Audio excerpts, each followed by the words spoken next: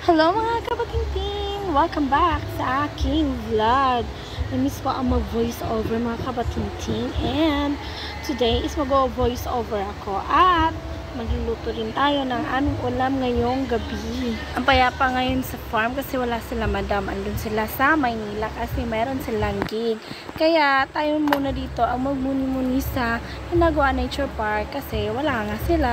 Pero bukas na po ang kanilang uwi. Alam nyo bang excited na silang umuwi? Excited na rin kaming na umuwi sila. Makulay na Hinagua Nature Park. Mas makulay pa kapag andito na sila. Ito na pala yung lulutuin ko, yung ulam namin ngayong gabi. Nangkutsa ko muna yung bawang at saka sibuyas. Tsaka nilagay ko na yung aming trimmings na sahog. Tsaka nilagay ko muna ng asin, pepper, tsaka bell pepper. Palalulutuin ko na ulam ay favorite na favorite to ni Inday. Nung nalaman niya na ito pala yung ulam namin, hindi na siya pumunta dito sa farm. Just lang. Actually, wala si Inday at saka si Britney dito sa farm ngayon kasi andun sila sa binyag. Kung nagtataka kayo kung bakit wala pang toyo yung niluluto ko, mamaya ko na siya lalagyan ng toyo. Pag naluto na yun o na-blanch na yung sitaw. I-try nyo na lang kung paano ako magluto ng ganito. Kung bakit nasa huli yung toyo at saka oyster sauce. At gusto rin ng mga tao dito na half cook yung gulay. Gusto nila na crunchy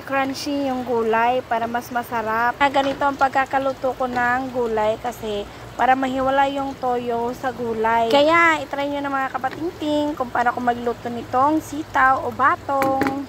At tapos na tayo magluto ng ating first na ulam, ang batong. Magluluto na naman tayo ng pangalawang ulam natin. Ito ay basic na basic lang sa amin. Baka nagtatanong kayo, bakit ang dami kong lutong ulam? Kasi konti lang yung gulay. Hindi lang kami dito sa taas ang kakain, pati rin yung nasa tindahan. At namiss ko rin itong ganitong luto, yung mga experiment. Pero masarap naman. Dinurog-durog ko muna yung laman ng sardinas, tsaka nilagyan ko ng asin, tsaka pepper, at pagkatapos niya, nilagyan ko rin siya ng water. So, may idea na ba kayo kung anong itong pangalawa? Pagkalagay ko nga ng tubig, ay nayaan ko lang siyang kumulo at nilagyan ko siya ng Knorr chicken cube. At nilagyan ko rin siya ng konting oyster sauce.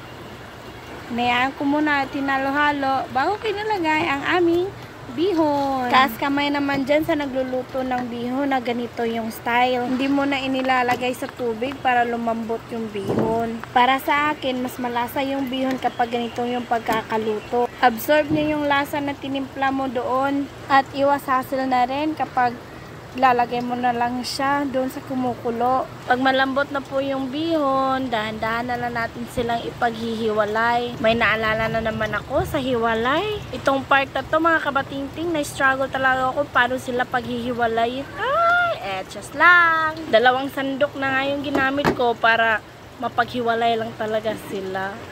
So, halo-halo lang mga kabatingting kasi maghihiwalay rin yan. At inilagay ko na rin yung gulay, repolyo at saka Baguio beans kasi yun lang andun sa sa ref. So, ganyan lang ako magluto ng bihon mga kabatingting. Hindi na tayo maghahasol-hasol nung igisa-gisa mo pa yung gulay bago ilagay. Pag naluto na yung bihon, ganun. Ganyan lang, simpleng-simple lang kung paano magluto mga kabatingting. Just do my technique and hindi na kayo maghahasol. At pagkatapos na magluto, nagkumain na kami. Kami lang dito ni Gwen, Amanda, ako, at saka si Mia Kaloka. So ito na yung mga luto ko. O, yung bihon, at saka yung bato. At approve pa ni Amanda. O, diba? Masarap daw. O, simple lang, pero masarap na.